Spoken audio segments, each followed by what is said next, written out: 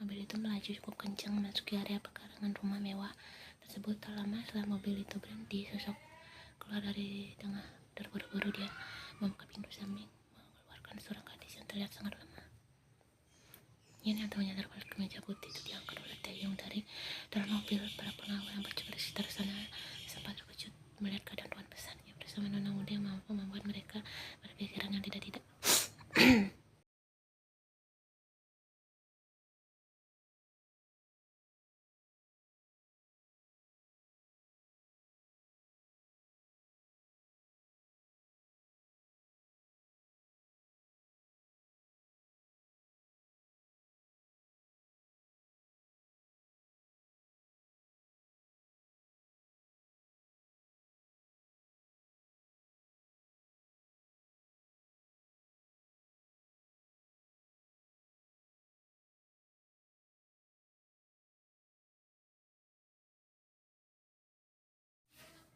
Taeyong berdiri kaku ketika melihat keadaan Yen. Gadis itu menutup matanya rapat dengan bulir air mata yang terus keluar dari kedua mata yang tertutup. Tidak, Yen tidak berdiri tidur. Gadis itu hanya takut untuk membuka matanya dan bertatap langsung dengan mata gelap milik Taeyong, dan pria itu semakin menyesalinya. Tolong jaga dia, hanya itu yang bisa Taeyong ucapkan kepada Sulgi sebelum melangkah keluar dengan segala hal yang membuat dirinya resah. Sulgi yang mulai terkejut sekaligus bingung dengan situasi ini langsung tersadar ketika melihat wajah sembab Yen. Gadis itu pelan mendekat dan mengelus kepala Yen yang sedang menangis dengan terpejam. Yen, kalau ada apa-apa?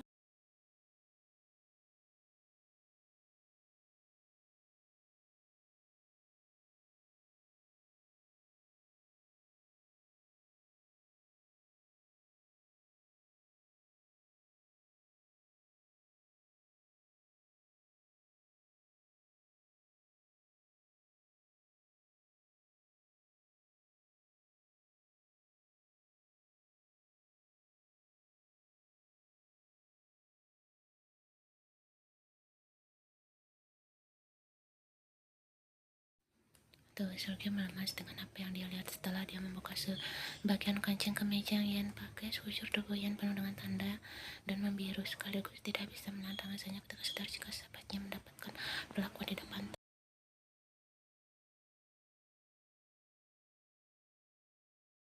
Katakan apa yang dilakukan terhadapmu, katakan padaku. Yen. Sulgi menangis sampai menguncang-uncang tubuh Yen yang kini sedang menangis dari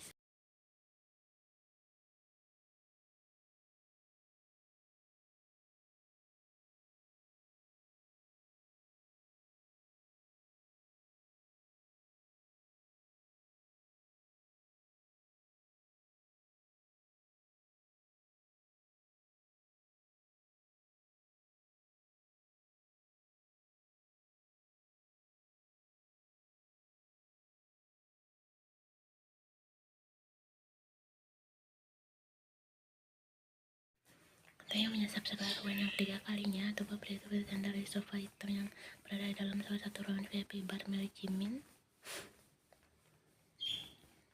Jika kepergiannya di kamar yang dulu tadi, pria itu memilih meredakan segala keresahan dan kegundahan hatinya di bar ini. Berkali-kali juga Jimin mengirim beberapa perempuan ke sana, namun Taeyong tolak dengan mentah-mentah karena pria itu benar-benar sedang membutuhkan ketenangan saat ini.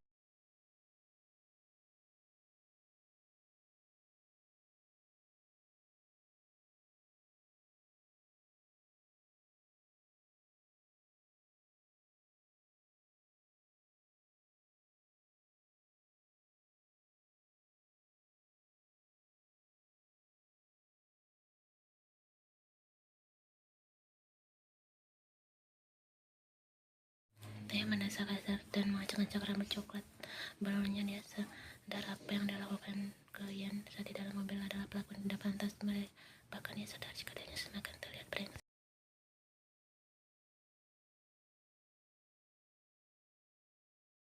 Semua hal ini terjadi karena emosinya yang tidak dapat terkontrol. Hatinya sakit saat Yen berteriak jika dia bukanlah miliknya. Seharusnya Taeyong biasa saja menanggapi hal itu, tapi dirinya benar-benar marah dan tidak suka Yen berkata seperti itu, walaupun padanya nyatanya Yen memanglah bukan miliknya.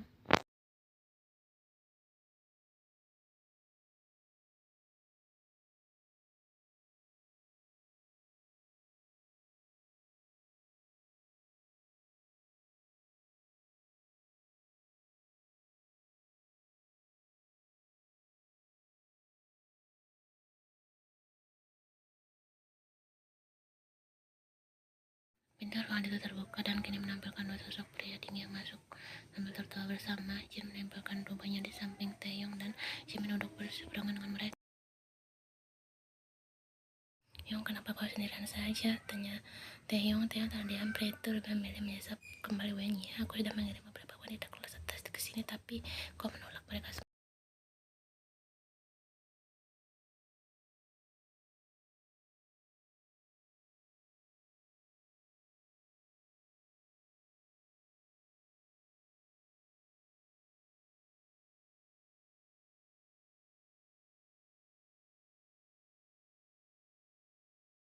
Jin hanya memasang wajah tak pedulinya. Pria itu menghadap yang terlihat sangat berbeda. Kapan kau bisa ke rumahmu lagi? Aku sangat merindukan Airin. Aku tahu.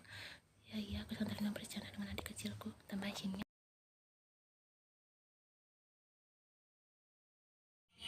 Yin hampir sebelum Taeyong memperbolehkan kedua pria itu datang ke rumahnya dengan alasan mereka terlalu berisik. Padahal sejujurnya Taeyongnya tidak ingin melihat Yin terus-menerus digoda oleh kedua pria hidung belang itu.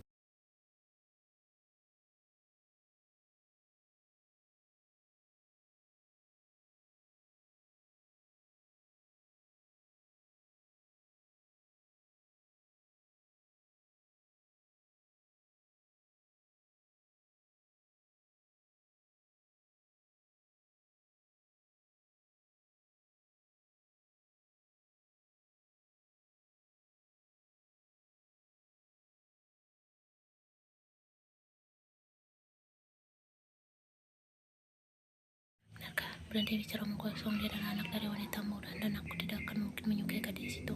Dan satu hal lagi, berhenti manggil dia sebagai adikku karena aku tak pernah menganggapnya seperti itu.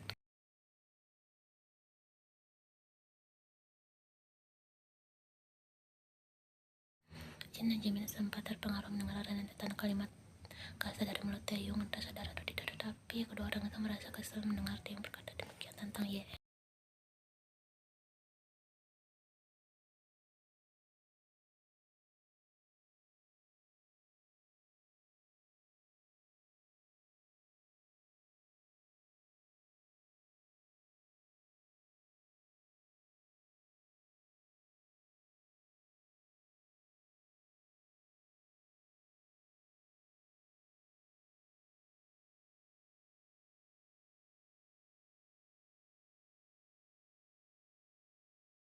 Terkadang ketika aku mendapatkan kabar bahwa dia bahagia bersama keluarganya, aku selalu tertawa dan membayangkan bagaimana jika gadis itu di posisiku, bagaimana jika dia juga merasakan penderitaanku selama ini, bagaimana jika dia mengisi kehidupan ini. Taeyong tertawa bersama dengan setetes air matanya yang jatuh.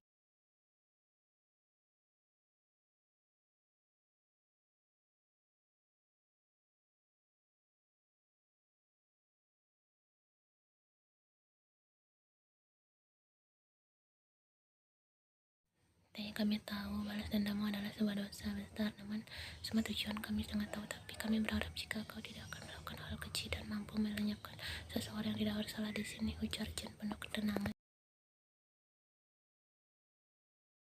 Dia merasakan tangan besar Jin menepuk-nepuk pundaknya pelan. Dia juga sangat tahu siapa seorang yang dimaksud Jin barusan. Kami tahu Kim Taeyong adalah yang kuat dan penuh kasih sayang. Kami yang adalah seorang yang selalu melindungi orang-orang yang lebih lemah darinya, tambah Yin.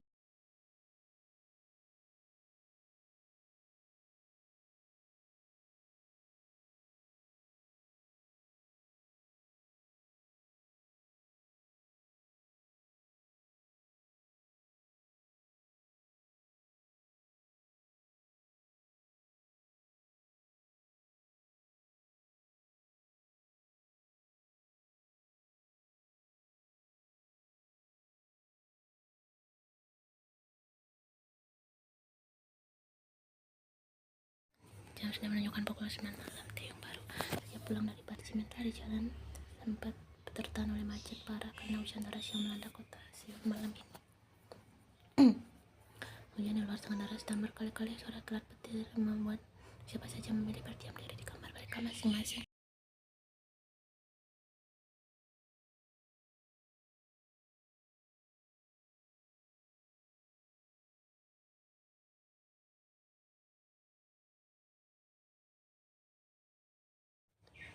Para jahat yang ingin melangkah masuk ke pintu kamarnya, namun terhenti ketika melihat seorang mayat perempuan yang membawa segelas susu coklat keluar dari kamar Yen dengan wajah panik.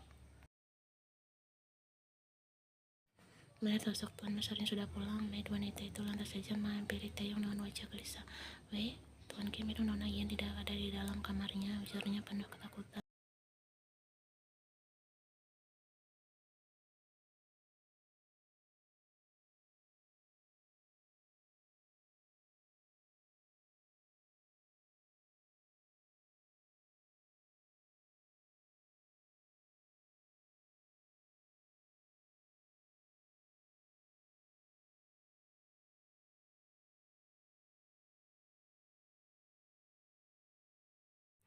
Sudah 20 menit Taeyong berdiri di ruang tamu dan menunggu dengan gelisah, namun mayat terlalu berkata jika mereka sama sekali tak mendapat Yen di dalam rumah karena sudah mengajak keluar. Di luar terjadi hujan deras, Tuan tidak mungkin Nona Yen keluar rumah.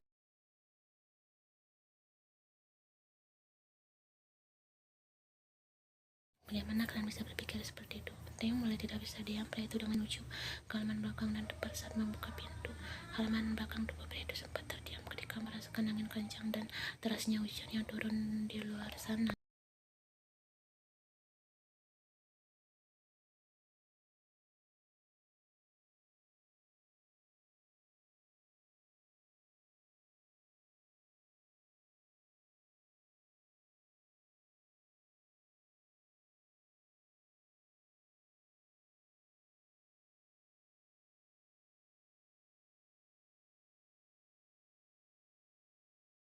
Mendengar itu emosi hampir saja meledak jika kalau dirinya tak menyadari sesuatu. Kau bakal yang kupecat. Taeyong dengan cepat berlari menembus hujan dan menuju ke kebun bunga yang luas. Langkah pria itu melambat ketika dirinya sudah memasuki area kebun bunga lili. Dari jarak yang cukup jauh, pria itu dapat melihat seorang gadis berpiyama yang sedang meringkuk kedinginan di bawah meja yang saat itu Taeyong letakkan di sana.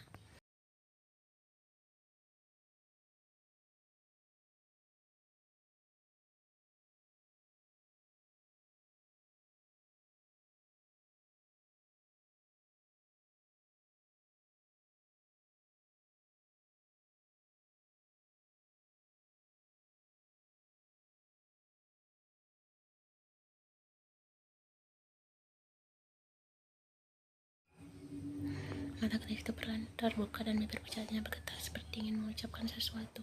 "Tolong mereka, aku hanya bisa menyelamatkan satu saja," ujar yang lirih dan terdengar sangat lemah.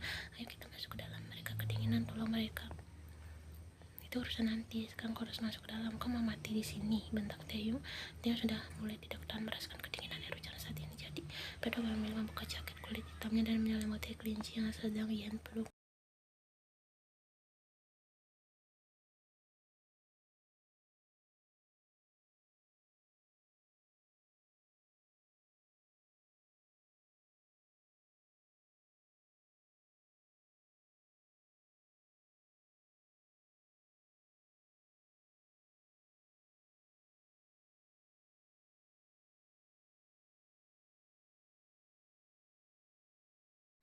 Untuk pertama kalinya, Tio menyesal membuat taman seluas ini karena Pedro harus melangkah cukup lama menembus derasnya hujan. Bersamaan dengan itu, gadis di pelukannya sudah sangat lemah dan dia mampu membuat seorang Kim Taeyong semakin khawatir dan panik.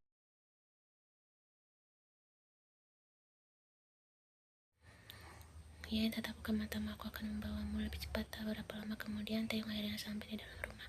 Para mayat langsung panik ketika melihat tuan besarnya sampai membawa nona muda mereka. Keduanya basah kuyup dan Taeyong langsung berlari menuju kamar. Sesudah menyuruh menyiapkan air hangat, Taeyong meletakkan tubuh gadis itu di atas ranjangnya. Pria itu mengambil kelinci yang berada di pelukan Yen untuk dia berikan kepada seorang mayat.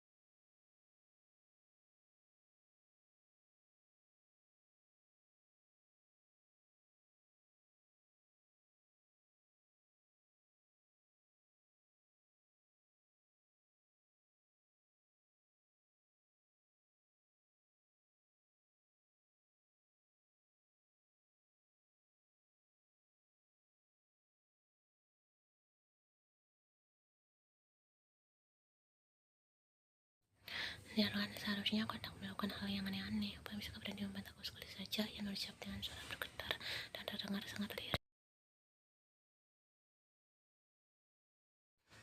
Hal itu sempat membuat yang terdiam. Pria itu mengalihkan pandangannya dan seorang maid yang berdiri di dekatnya cepat gantikan baju dia dengan baju hangat, teriak Taeyong ke seorang maid perempuan.